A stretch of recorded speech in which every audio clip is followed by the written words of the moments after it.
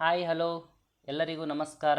ಆತ್ಮೀಯ ವಿದ್ಯಾರ್ಥಿಗಳೇ, ಇಂದಿನ ದಿವಸ ನಾವು ರಾಸಾಯನಿಕ ಕ್ರಿಯೆಗಳು ಮತ್ತು ಸಮೀಕರಣಗಳಿಗೆ ಸಂಬಂಧಿಸಿದಂತಹ 2019ರಿಂದ 2025ರವರೆಗೆ SSLC ವಾರ್ಷಿಕ ಪರೀಕ್ಷೆಗಳಲ್ಲಿ ಕೇಳಲಾದಂತಹ 3 ಅಂಕದ ಪ್ರಶ್ನೆಗಳ ಬಗ್ಗೆ ಸವಿವರವಾಗಿ ಅಧ್ಯಯನವನ್ನು ಮಾಡೋಣ. ಈ ಕೆಳಗಿನ ಪ್ರಶ್ನೆಗಳಿಗೆ ಉತ್ತರಿಸಿ. 3 ಅಂಕದ ಪ್ರಶ್ನೆಗಳು. ಪ್ರಶ್ನೆ ಸಂಖ್ಯೆ 50. ಒಂದು ಪ್ರಮಾಣದಲ್ಲಿ 5 ml ಸೋಡಿಯಂ ಸಲ್ಫೇಟ್ ದ್ರಾವಣಕ್ಕೆ ಅಷ್ಟೇ ಪ್ರಮಾಣದ ಬೇರಿಯಂ ಕ್ಲೋರೈಡ್ ದ್ರಾವಣವನ್ನು ಸೇರಿಸಿದಾಗ, ಇಲ್ಲಿ ಒಂದು ಪ್ರಮಾಣದಲ್ಲಿ 5 ml ಸೋಡಿಯಂ ಸಲ್ಫೇಟ್ ದ್ರಾವಣ ಅದಂತ Na2SO4 ಅಥವಾ NaSO4 ಅದಂತ. ಅದಕ್ಕೆ ನಾವು ಬೇರಿಯಂ ಕ್ಲೋರೈಡ್ ಅಂದ್ರೆ BaCl2 ಅನ್ನು ಸೇರಿಸ್ಬೇಕು. ಸೇರಿಸಿದಾಗ ಅವಾಗ ನಮ್ಗೆ ಇಲ್ಲಿ 3 ಪ್ರಶ್ನೆಗಳನ್ನು ಕೇಳ್ಯಾರ. ರೋಮನಂಕಿ 1ರಲ್ಲಿ ಈ ಕ್ರಿಯೆಯಲ್ಲಿ ಉತ್ಪತ್ತಿಯಾಗುವ ಜಲ ವಿಲೀನಗೊಳ್ಳದ ಬಿಳಿಯ ಪ್ರಕ್ಷೇಪ ಯಾವುದು? ರೋಮನಂಕಿ 2 ಬಿಳಿಯ ಪ್ರಕ್ಷೇಪ ಉಂಟಾಗಲು ಕಾರಣವಾದ ಅಯಾನನ್ನು ಹೆಸರಿಸಿ. ರೋಮನ್ ಸಂಖ್ಯೆ 3 ಇಲ್ಲಿ ಜರುಗುವ ರಾಸಾಯನಿಕ ಕ್ರಿಯೆಯ ವಿಧವನ್ನು ತಿಳಿಸಿ. ನಾವು ಮೊದಲನೇದಾಗಿ ಇಲ್ಲಿ ನಾವು ರೋಮನಂಕಿ 3ರ ಪ್ರಶ್ನೆಯನ್ನು ಅಧ್ಯಯನ ಮಾಡೋಣ. ಇಲ್ಲಿ ಸೋಡಿಯಂ ಸಲ್ಫೇಟ್ ಮತ್ತು ಬೇರಿಯಂ ಕ್ಲೋರೈಡ್ Na2SO4 ಮತ್ತು BaCl2 ಎರಡು ಪರಸ್ಪರ, ಇವೆರಡು ಏನಪ್ಪ ಅಂದ್ರೆ ಪ್ರತಿವರ್ತಕಗಳು. ಎರಡೂ ಪ್ರತಿವರ್ತಕಗಳ ಮಧ್ಯೆ ಏನಾಗುತ್ತಪ್ಪ ಅಂದರೆ ಇಲ್ಲಿ ಅಯಾನುಗಳ ವಿನಿಮಯ ಆಗುತ್ತಾ. ಎಲ್ಲಿ ಪರಸ್ಪರ ಅಯಾನುಗಳ ವಿನಿಮಯ ಆಗುತ್ತೆ ಪ್ರತಿವರ್ತಕಗಳಲ್ಲಿ, ಅದನ್ನು ನಾವು ಯಾವ ಕ್ರಿಯೆ ಅಂತ ಕರಿತೀವಿ? ರಾಸಾಯನಿಕ ದ್ವಿಸ್ಥಾನಪಲ್ಲಟ ಕ್ರಿಯೆ ಅಂತ ಕರಿತೀವಿ. ಹಾಗಾಗಿ ರೋಮನ್ ಸಂಖ್ಯೆ 3ಕ್ಕೆ ಸರಿಯಾದ ಉತ್ತರ ರಾಸಾಯನಿಕ ದ್ವಿಸ್ಥಾನಪಲ್ಲಟ ಕ್ರಿಯೆ. ನೆಕ್ಸ್ಟ್ ರೋಮನಂಕಿ 2ನೇ ಪ್ರಶ್ನೆ. ಇಲ್ಲಿ ಯಾವ ಅಯಾನುಗಳು ಪ್ರಕ್ಷೇಪವನ್ನು ಉಂಟು ಮಾಡ್ತಾವ? ಸೋಡಿಯಂ ಸಲ್ಫೇಟ್ ಮತ್ತು ಬೇರಿಯಂ ಸಲ್ಫೇಟ್ನಲ್ಲಿ, ಸೋಡಿಯಂ ಸಲ್ಫೇಟ್ ಮತ್ತು ಬೇರಿಯಂ ಕ್ಲೋರೈಡ್ನಲ್ಲಿರುವಂಥ ಅಯಾನುಗಳು SO4 - ನೆಕ್ಸ್ಟ್ Ba2+. ಇದೇನು ಮಾಡ್ತಪ್ಪ ಅಂದರೆ ಇವೆರಡೂ ಅಯಾನುಗಳು ಕೂಡಿದಾಗ ಏನಾಗುತ್ತಪ್ಪ ಅಂದ್ರೆ ಪ್ರಕ್ಷೇಪ ಉಂಟಾಗುತ್ತಾ. ಹಾಗಾಗಿ SO4 - Ba2+ ರೋಮನಂಕಿ 2ಕ್ಕೆ ಸರಿಯಾದಂಥ ಉತ್ತರ. ಅಯಾನುಗಳು ಪ್ರಕ್ಷೇಪವನ್ನು ಉಂಟು ಮಾಡುತ್ತವೆ. ರೋಮನಂಕಿ 1ನೇ ಪ್ರಶ್ನೆಗೆ ಸರಿಯಾದಂಥ ಉತ್ತರ ಸೋಡಿಯಂ ಸಲ್ಫೇಟ್ ಮತ್ತು ಬೇರಿಯಂ ಕ್ಲೋರೈಡ್ ಎರಡೂ ಪರಸ್ಪರ ವರ್ತಿಸಿದಾಗ ಇಲ್ಲಿ ಜಲವಿಲೀನಗೊಳ್ಳದಂತಹ ಒಂದು ಉತ್ಪನ್ನ ಯಾವುದು ಸಿಗ್ತದಪ್ಪ ಅಂದ್ರೆ ನಮಗೆ ಅದು ಬೇರಿಯಂ ಸಲ್ಫೇಟ್. ಇದು ನೀರಿನಲ್ಲಿ ಕರಗದಂತಹ ಬಿಳಿಯ ರೂಪದ ವಸ್ತುವಾಗಿರ್ತದೆ. ಮುಂದಿನ ಪ್ರಶ್ನೆ 51ನೇ ಪ್ರಶ್ನೆ. ಸತು, ಕಬ್ಬಿಣ, ಮೆಗ್ನೀಸಿಯಂ ಹಾಗೂ ತಾಮ್ರದ ಚೂರುಗಳನ್ನು A, B, C ಮತ್ತು D ಎಂಬ ಪ್ರಮಾಣಗಳಲ್ಲಿ ಕ್ರಮವಾಗಿ ತೆಗೆದುಕೊಳ್ಳಲಾಗಿದೆ. ಈ ಪ್ರಮಾಣಗಳಿಗೆ ಒಂದೇ ಪ್ರಮಾಣದ ಫೆರಸ್ ಸಲ್ಫೇಟ್ ದ್ರಾವಣವನ್ನು ಸೇರಿಸಲಾಗಿದೆ.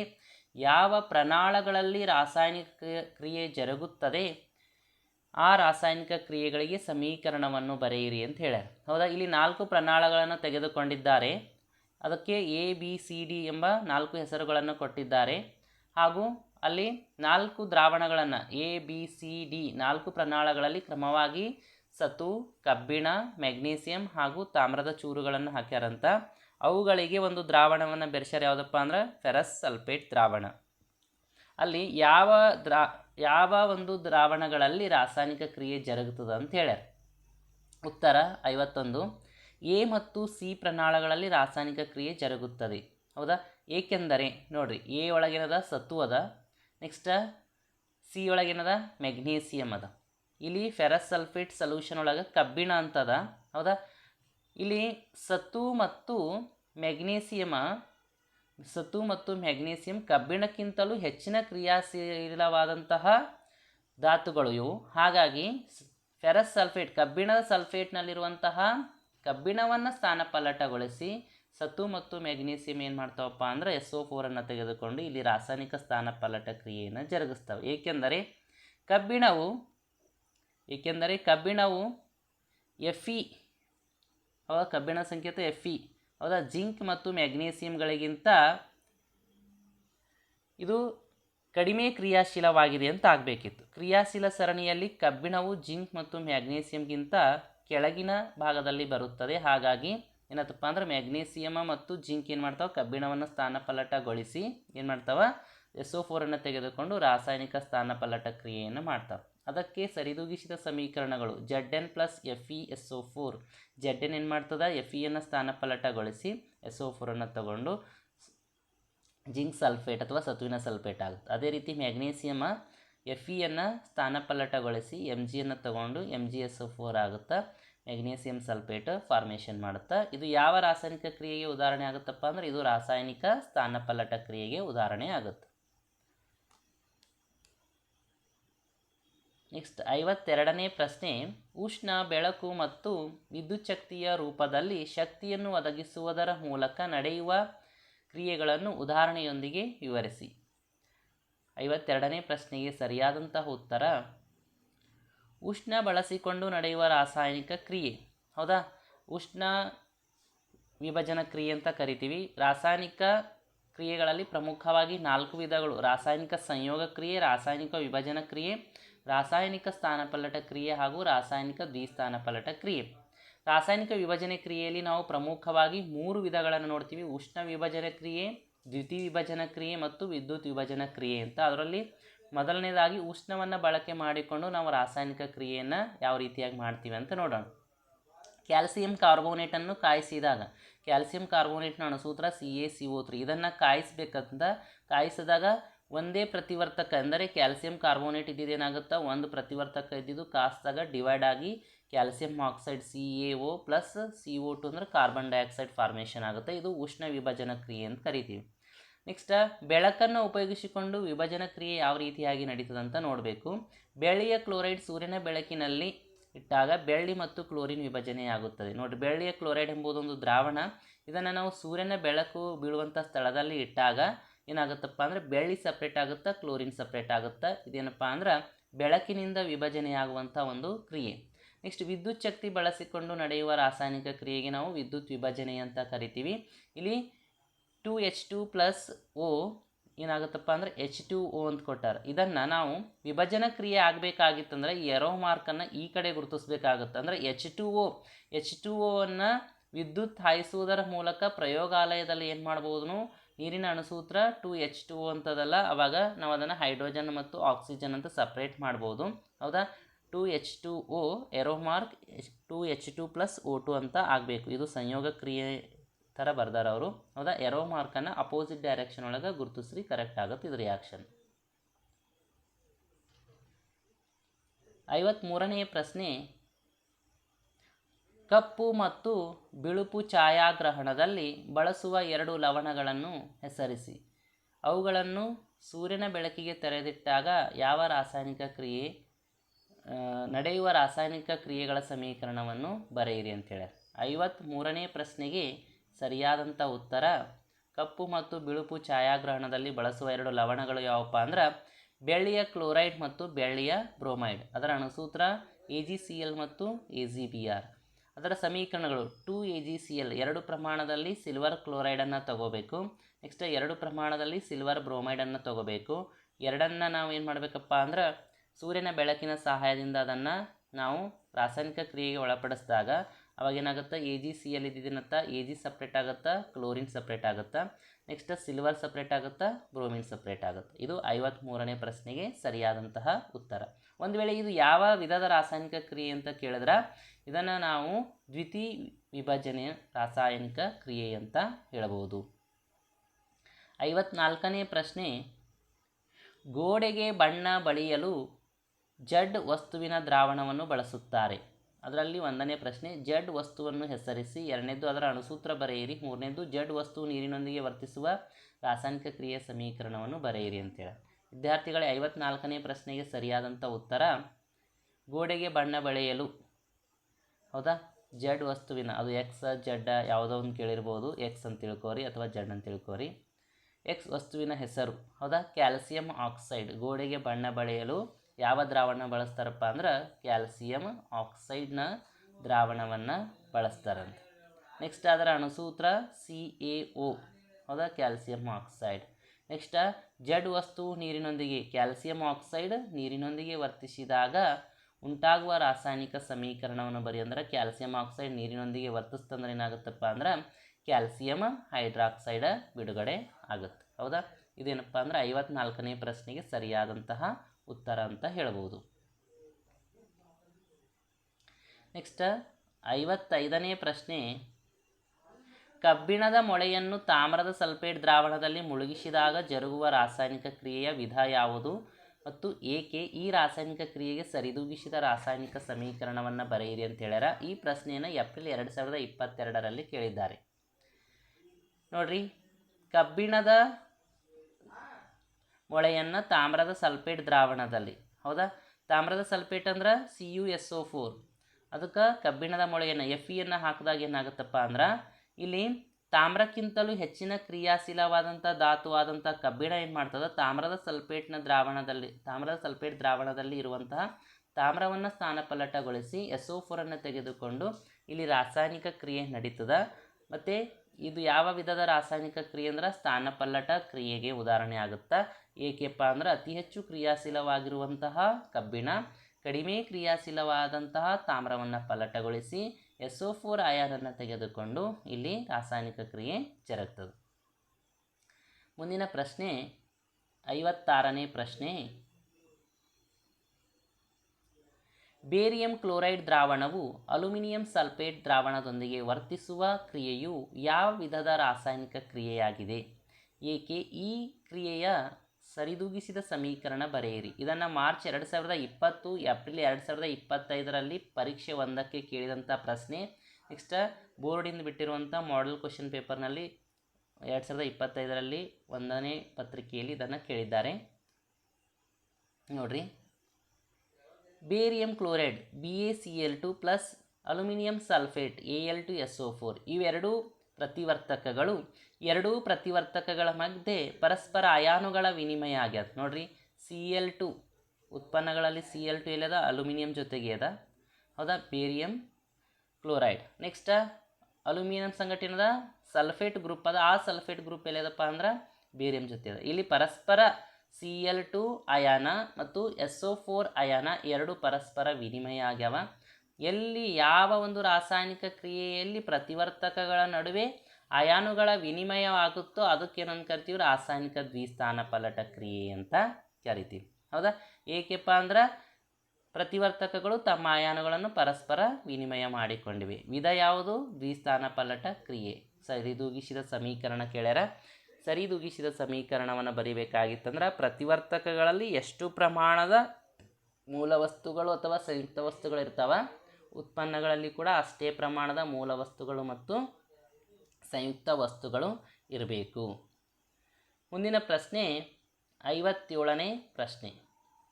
ಈ ಕೆಳಗಿನ ರಾಸಾಯನಿಕ ಕ್ರಿಯೆಗಳಿಗೆ ಸರಿದೂಗಿಸಿದ ರಾಸಾಯನಿಕ ಸಮೀಕರಣವನ್ನು ಬರೆಯಿರಿ. ಇದನ್ನು ಏಪ್ರಿಲ್ 2022ರಲ್ಲಿ SSLC ವಾರ್ಷಿಕ ಪರೀಕ್ಷೆಯಲ್ಲಿ ಕೇಳಿದಂಥ ಪ್ರಶ್ನೆ. ನೋಡಿರಿ, ಅದರಾಗ ರೋಮನಂಕಿ ಫಸ್ಟ್ ಕ್ಯಾಲ್ಸಿಯಂ ಕಾರ್ಬೋನೇಟ್, ಎರೋಮಾರ್ calcium oxide plus carbon dioxide ಅಂತ ಕೇಳ್ಯಾರ. ಹೌದಾ, ಇದಕ್ಕೆ ಸರಿಯಾದಂತಹ ಉತ್ತರ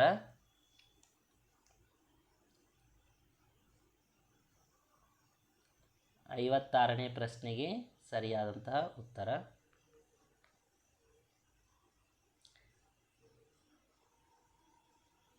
ಸಾರಿ, 57ನೇ ಪ್ರಶ್ನೆ.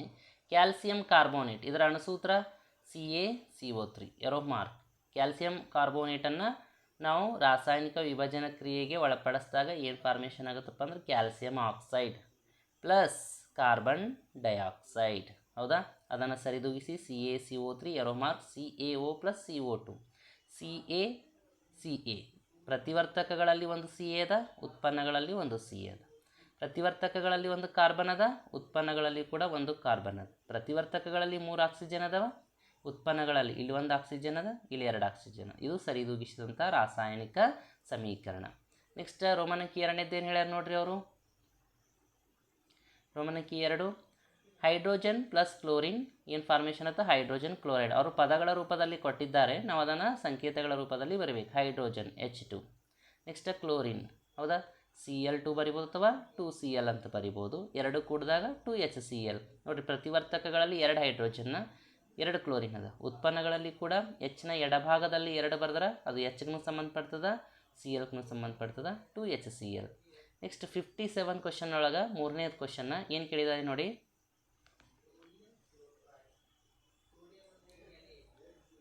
ಮೆಗ್ನೀಸಿಯಂ ಪ್ಲಸ್ ಹೈಡ್ರೋಕ್ಲೋರಿಕ್ ಆಮ್ಲ Mg ಪ್ಲಸ್ 2HCl. ಹೌದಾ, Mg ಪ್ಲಸ್ 2HCl. ಇದನ್ನು ನಾವು ಯಾವ ರೀತಿಯಾಗಿ ಸರಿದೂಗಿಸ್ಬೇಕು ನೋಡ್ರಿ. 2HCl ಹೈಡ್ರೋಜನ್ ಎರಡು ಅದಾವ, ಕ್ಲೋರಿನ್ ಎರಡು ಅದಾವ, ಬಟ್ Mg ಒಂದಿದೆ, MgCl2 ನೋಡಿರಿ ಪ್ರತಿವರ್ತಕಗಳಲ್ಲಿ Mg ಅದ, ಇಲ್ಲಿ Mg ಒಂದೇ ಅದ, ಇಲ್ಲಿ Mg ಒಂದೇ ಅದ. ನೆಕ್ಸ್ಟ್ H2 ಹೈಡ್ರೋಜನ್ ಎಷ್ಟದಾವ ಪ್ರತಿವರ್ತಕಗಳಲ್ಲಿ ಎರಡು, ಉತ್ಪನ್ನಗಳಲ್ಲಿ ಕೂಡ ಎರಡು ಅದಾವ. ನೆಕ್ಸ್ಟ್ Cl ಎಷ್ಟದ ಎರಡು ಅದಾವ, ಇಲ್ಲಿ Cl ಎರಡು ಅದಾವ.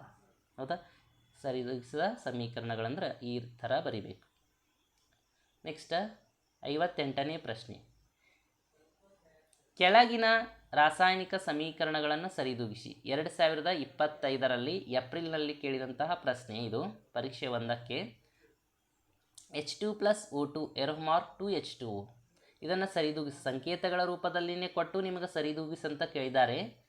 ಹೌದಾ, H2+O2 ಪ್ರಶ್ನೆಯಲ್ಲಿ ಏನದ ನೋಡಿ, H2+O2 ಅದ, ಎರೋ ಮಾರ್ಕ್ H2O ಅದ. ಇಲ್ಲಿ ನೋಡ್ರಿ ಪ್ರತಿವರ್ತಕಗಳಲ್ಲಿ ಎರಡು ಹೈಡ್ರೋಜನ್ ಅದ, ಉತ್ಪನ್ನಗಳಲ್ಲಿ ಎರಡು ಹೈಡ್ರೋಜನ್ ಸರಿದೂಗ್ಯದ. ಆಕ್ಸಿಜನ್ ನೋಡ್ರಿ ಪ್ರತಿವರ್ತಕಗಳಲ್ಲಿ ಎರಡದ, ಉತ್ಪನ್ನಗಳಲ್ಲಿ ಒಂದೇ ಅದ. ಹಾಗಾಗಿ ನಾವು ಆಕ್ಸಿಜನನ್ನು ಸರಿದೂಗಿಸ್ಬೇಕು.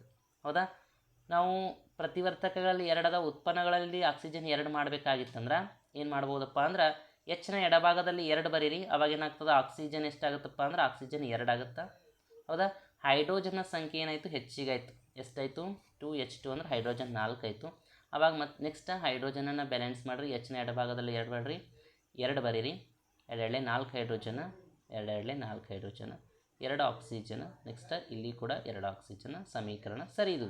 Next Na2CO3 plus HCl arrow mark NaCl plus H2O plus CO2, ಇದನ್ನು ಸರಿದೂಗಿಸ್ಬೇಕಂತ. ಹೌದಾ, ಇಲ್ಲಿ ನೋಡ್ರಿ Na2 ಎರಡು Na ಅದಾವ, ಪ್ರತಿವರ್ತಕಗಳಲ್ಲಿ ಉತ್ಪನ್ನಗಳಲ್ಲಿ ಒಂದೇ ಅದ. ಹೌದಾ, ಇದನ್ನು ನಾವು ಯಾವ ರೀತಿಯಾಗಿ ಸರಿದೂಗಿಸ್ಬೇಕು ನೋಡ್ರಿ. ಈಗ Na2CO3 plus 2HCl arrow mark 2NaCl. Na ಎಷ್ಟದಾವ, ಇಲ್ಲಿ ಎರಡು ಅದಾವ, ಇಲ್ಲಿ Na ಎರಡು ಅದಾವ. ನೆಕ್ಸ್ಟ್ CO3 ಕಾರ್ಬನ್ ಎಷ್ಟದ ರೀ, ಒಂದದ. ಇಲ್ಲಿ ಕೂಡ ಉತ್ಪನ್ನಗಳಲ್ಲಿ ಕಾರ್ಬನ್ ಒಂದದ. ಆಕ್ಸಿಜನ್ ಎಷ್ಟದಾವ ರೀ, 3 ಅದಾವಾಗ. ಉತ್ಪನ್ನಗಳಲ್ಲಿ ಇಲ್ಲೊಂದು ಆಕ್ಸಿಜನ್ ಅದ, ಇಲ್ಲಿ ಎರಡು ಆಕ್ಸಿಜನ್ ಅದ. ನೆಕ್ಸ್ಟ್ ಹೆಚ್ಚಿನ ಎಡಭಾಗದಲ್ಲಿ ಎರಡು ಅದ ಅಂದ್ರೆ ಅದು Hಕ್ಕೂ ಸಂಬಂಧಪಡ್ತದೆ, Clಕ್ಕೂ ಸಂಬಂಧಪಡ್ತದೆ. ನೋಡ್ರಿ Cl ಎಷ್ಟದಾವ, ಎರಡು ಅದಾವ. Nನ ಎಡಭಾಗದಲ್ಲಿ ಎರಡು ಬರೆದ್ರೆ ಸೋಡಿಯಂ ಸಂಬಂಧಪಡ್ತದೆ, ಕ್ಲೋರಿನ್ ಸಂಬಂಧಪಡ್ತದೆ. ಹೈಡ್ರೋಜನ್ ಎಷ್ಟದಾವ, ಎರಡು ಅದಾವ, ಇಲ್ಲಿ ಸಹ ಹೈಡ್ರೋಜನ್ ಎರಡು ಅದಾವ. ನೆಕ್ಸ್ಟ್ ಮೂರನೇ ಪ್ರಶ್ನೆ, N2+H2 ಎರೋ ಮಾರ್ಕ್ NH3. ನೋಡ್ರಿ ಪ್ರತಿವರ್ತಕಗಳಲ್ಲಿ ಎಷ್ಟದಾವ, ನೈಟ್ರೋಜನ್ ಎರಡು ಅದಾವ. ನೆಕ್ಸ್ಟ್ ಹೈಡ್ರೋಜನ್ನು ಪ್ರತಿವರ್ತಕಗಳಲ್ಲಿ ಎರಡು ಅದಾವ, ಬಟ್ ಉತ್ಪನ್ನಗಳಲ್ಲಿ ಹೈಡ್ರೋಜನ್ ಎಷ್ಟಾಗ್ಯಾವ, 3 ಆಗ್ಯಾವ. ಹೈಡ್ರೋಜನ್ ಒಂದು ಜಾಸ್ತಿ ಆಗ್ಯದ, ನೈಟ್ರೋಜನ್ ಏನಾಗ್ಯದ ಒಂದು ಕಡಿಮೆ ಆಗ್ಯದ.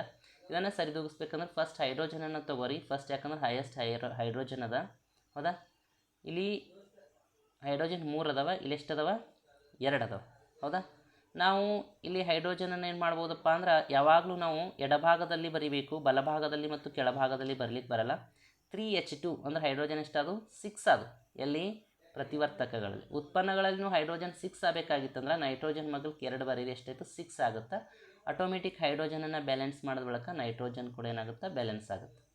ನೆಕ್ಸ್ಟ್ 59ನೇ ಪ್ರಶ್ನೆ, ಕೆಳಗಿನ ರಾಸಾಯನಿಕ ಕ್ರಿಯೆಗಳಿಗೆ ಸರಿದೂಗಿಸಿದ ಸಮೀಕರಣವನ್ನು ಬರೆಯಿರಿ. 2025ರಲ್ಲಿ ಪರೀಕ್ಷೆ 1ರಲ್ಲಿ ಕೇಳಿದಂಥ ಪ್ರಶ್ನೆ. ಸುಟ್ಟ ಸುಣ್ಣವು ನೀರಿನೊಂದಿಗೆ ವರ್ತಿಸಿದೆ. ನೋಡ್ರಿ ಸುಟ್ಟ ಸುಣ್ಣ ಅಂದ್ರೆ ಕ್ಯಾಲ್ಸಿಯಂ ಆಕ್ಸೈಡ್, ಇದು ನೀರಿನೊಂದಿಗೆ ವರ್ತಿಸ್ತದಂತ. CaO ಕ್ಯಾಲ್ಸಿಯಂ ಆಕ್ಸೈಡ್, H2O ನೀರು ವರ್ತಿಸಿದಾಗ CaOH ಟೇಕನ್ ಟ್ವೈಸ್. ಹೌದಾ, ಕ್ಯಾಲ್ಸಿಯಂ ಹೈಡ್ರಾಕ್ಸೈಡ್. ಇದು ಸುಣ್ಣದ ನೀರು ನೀರಿನೊಂದಿಗೆ ವರ್ತಿಸಿದಾಗ ಏನು ಬಿಡುಗಡೆ ಆಗುತ್ತಪ್ಪ ಅಂದ್ರೆ ಕ್ಯಾಲ್ಸಿಯಂ ಹೈಡ್ರಾಕ್ಸೈಡ್ ಬಿಡುಗಡೆ ಆಗುತ್ತೆ. ಹೌದಾ, ನೆಕ್ಸ್ಟ್ ತಾಮ್ರದ ಸಲ್ಫೇಟ್ ದ್ರಾವಣಕ್ಕೆ ಸತುವಿನ ಚೂರುಗಳನ್ನು ಸೇರಿಸಿದೆ. ತಾಮ್ರದ ಸಲ್ಫೇಟ್ CuSO4 ಪ್ಲಸ್ Zn. ಹೌದಾ, ಅವಾಗ ಏನಾಗುತ್ತಾ, ಅತಿ ಹೆಚ್ಚು ತಾಮ್ರಕ್ಕಿಂತಲೂ ಕ್ರಿಯಾಶೀಲವಾದಂಥ ಧಾತು ಯಾವುದು, ಜಿಂಕ್ ಏನು ಮಾಡ್ತದೆ, ತಾಮ್ರವನ್ನು ಪಲಟಗೊಳಿಸಿ SO4 ತೆಗೆದುಕೊಂಡು ZnSO4 ಆಗುತ್ತೆ. ಇದು ರಾಸಾಯನಿಕ ಸ್ಥಾನಪಲ್ಲಟ ಕ್ರಿಯೆ. ನೆಕ್ಸ್ಟ್ ಸೋಡಿಯಂ ಕ್ಲೋರೈಡ್ ದ್ರಾವಣವನ್ನು ಬೆಳ್ಳಿಯ ನೈಟ್ರೇಟ್ ದ್ರಾವಣಕ್ಕೆ ಸೇರಿಸಿ. NaCl ಪ್ಲಸ್ NaCl ಅಂದರೆ ಸೋಡಿಯಂ ಕ್ಲೋರೈಡ್, AgNO3 ಅಂದರೆ ಬೆಳ್ಳಿಯ ನೈಟ್ರೇಟ್. ಇಲ್ಲಿ ಏನಾಗುತ್ತಾ, ಅಯಾನುಗಳ ವಿನಿಮಯ ಆಗಿ ರಾಸಾಯನಿಕ ದ್ವಿಸ್ಥಾನಪಲ್ಲಟ ಕ್ರಿಯೆ ನಡೀತದೆ. ಹೌದಾ, ಒಂದನೇದು ರಾಸಾಯನಿಕ ಸಂಯೋಗ ಕ್ರಿಯೆ, ಎರಡನೇದು ಸ್ಥಾನಪಲ್ಲಟ ಕ್ರಿಯೆ, ಮೂರನೇದು ದ್ವಿಸ್ಥಾನಪಲ್ಲಟ ಕ್ರಿಯೆ. ಈ ಕೆಳಗಿನ ಹೇಳಿಕೆಗಳನ್ನು ರಾಸಾಯನಿಕ ಸಮೀಕರಣ ರೂಪಕ್ಕೆ ಪರಿವರ್ತಿಸಿ ನಂತರ ಅವುಗಳನ್ನು ಸರಿದೂಗಿಸಿ. ನೋಡ್ರಿ ಅವರು ಪದಗಳ ರೂಪದಲ್ಲಿ ಕೊಟ್ಟಾರೆ. ಹೈಡ್ರೋಜನ್ ಸಲ್ಫೈಡ್ ಅನಿಲವು ಗಾಳಿಯಲ್ಲಿ ಉರಿದು ನೀರು ಮತ್ತು ಸಲ್ಫರ್ ಡೈಆಕ್ಸೈಡ್ ಬಿಡುಗಡೆಯಾಗುತ್ತದೆ. ಹೈಡ್ರೋಜನ್ ಸಲ್ಫೈಡ್, ಎಚ್ ಅಂದರೆ ಹೈಡ್ರೋಜನ್, ಎಸ್ ಅಂದರೆ ಸಲ್ಫರ್, ಎರಡು ಕೂಡಿದ್ರೆ ಹೈಡ್ರೋಜನ್ ಸಲ್ಫೈಡ್. ಇದು ಗಾಳಿಯಲ್ಲಿ ಅಂದರೆ ಆಕ್ಸಿಜನನ್ನು ತಗೋತೀವಿ, 3O2 ಅಂತ ತೊಗೊಂಡಿವಿ, ಎರೋ ಮಾರ್ಕ್. ಸಲ್ಫರ್ ಡೈಆಕ್ಸೈಡ್ ಅಂದರೆ SO2, ಹೌದಾ. SO ಅಂದರೆ ಸಲ್ಫರ್ ಮೊನಾಕ್ಸೈಡ್ ಆಗುತ್ತೆ, SO2 ಅಂದರೆ ಸಲ್ಫರ್ ಡೈಆಕ್ಸೈಡ್. ಪ್ಲಸ್ ಏನು ಬಿಡುಗಡೆ ಮಾಡತ್ತ? ನೀರು, 2H2O. ಇಲ್ಲಿ ಸರಿದೂಗಿಸ್ಬೇಕಾಗಿತ್ತಂದ್ರೆ ಕಾಮನ್ ಆಗಿ ನಿಮ್ಗೆ ಗೊತ್ತಿರುತ್ತೆ ಏನಪ್ಪ ಅಂದ್ರೆ ಪ್ರತಿವರ್ತಕಗಳಲ್ಲಿ ಎಷ್ಟು ಪ್ರಮಾಣದಲ್ಲಿ ಮೂಲ ವಸ್ತು ಅಥವಾ ಸಂಯುಕ್ತ ವಸ್ತುಗಳಿರ್ತಾವೆ, ಉತ್ಪನ್ನಗಳಲ್ಲಿ ಕೂಡ ಅಷ್ಟೇ ಇರಬೇಕು. ಅದಕ್ಕೆ ನಾವು ಸರಿದೂಗಿಸಿದ ರಾಸಾಯನಿಕ ಸಮೀಕರಣ ಅಂತ ಕರಿತೀವಿ.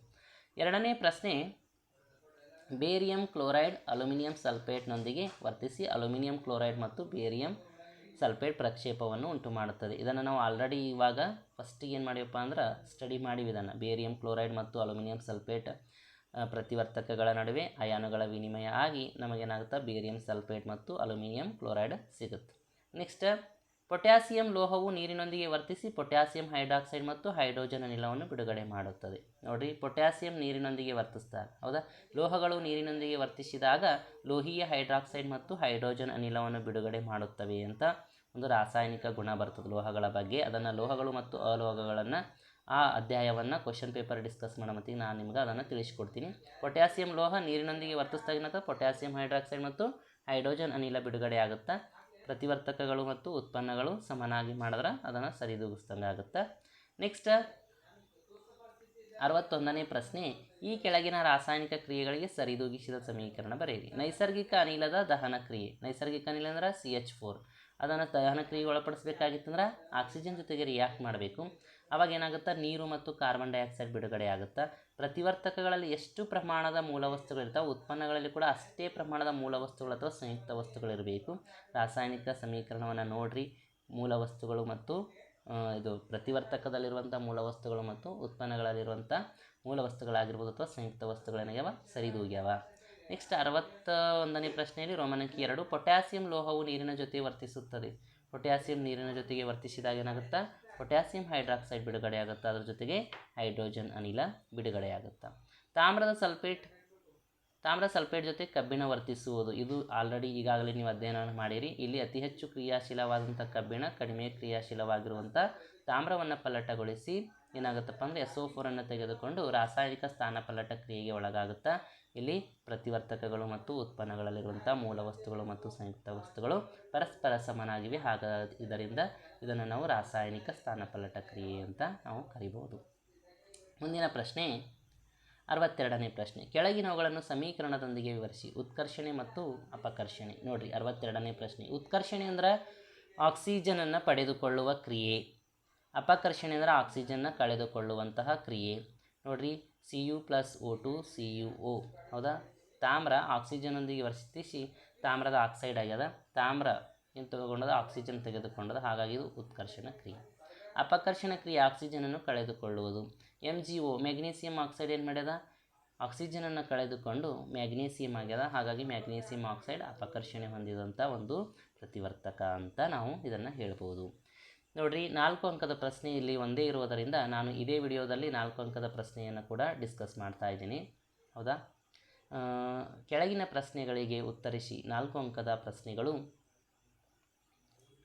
ಸೀಸದ ನೈಟ್ರೇಟ್ ದ್ರಾವಣಕ್ಕೆ ಪೊಟ್ಯಾಸಿಯಂ ಅಯೋಡೈಡ್ ದ್ರಾವಣವನ್ನು ಮಿಶ್ರಣ ಮಾಡಿದಾಗ ಉಂಟಾಗುವ ರಾಸಾಯನಿಕ ಕ್ರಿಯೆಗೆ ಸಂಬಂಧಿಸಿದಂತೆ ಕೊಟ್ಟಿರುವ ಕೆಳಗಿನ ಪ್ರಶ್ನೆಗಳಿಗೆ ಉತ್ತರಿಸಿ. ಈ ಕ್ರಿಯೆಯನ್ನು ಸರಿದೂಗಿಸಿ ಸಮೀಕರಣ ಬರೆಯಿರಿ. ಕ್ರಿಯೆಯಲ್ಲಿ ಉಂಟಾಗುವ ಪ್ರಕ್ಷೇಪವನ್ನು ಹೆಸರಿಸಿ ಅಂತ ಹೇಳ್ಯಾರ, ಹೌದಾ.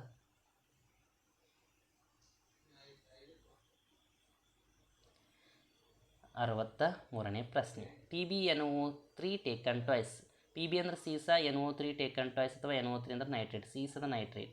ಇದಕ್ಕೆ ಪೊಟ್ಯಾಸಿಯಂ ಅಯೋಡೈಡನ್ನು ಸೇರಿಸಿದಾಗ ಏನು ಬಿಡುಗಡೆ ಆಗುತ್ತಾ, ಸೀಸದ ಅಯೋಡೈಡ್ ಮತ್ತು ಪೊಟ್ಯಾಸಿಯಂ ನೈಟ್ರೇಟ್ ಬಿಡುಗಡೆ ಆಗುತ್ತ. ಇಲ್ಲಿ ಪರಸ್ಪರ ಏನಾಯ್ತಪ್ಪ ಅಂದ್ರೆ ಅಯಾನುಗಳ ವಿನಿಮಯ ಆಯಿತು, ಹೌದಾ. ಅಯಾನುಗಳ ವಿನಿಮಯ ಆಯಿತು, ಹೌದಾ. ಸೀಸದ ಅಯೋಡೈಡ್ ಫಾರ್ಮೇಷನ್ ಆಯಿತು.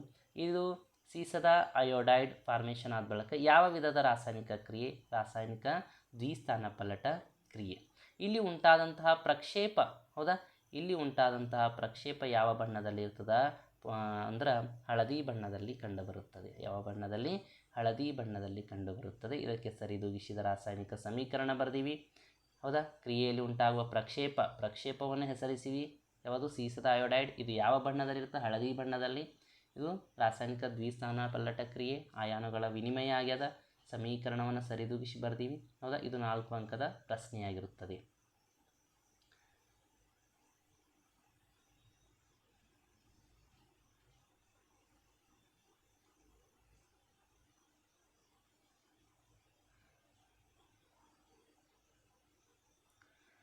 ಇಲ್ಲಿವರೆಗೂ ತರಗತಿಯನ್ನು ವೀಕ್ಷಿಸಿದಂತಹ ತಮಗೆಲ್ಲರಿಗೂ ತುಂಬು ಹೃದಯದ ಧನ್ಯವಾದಗಳು.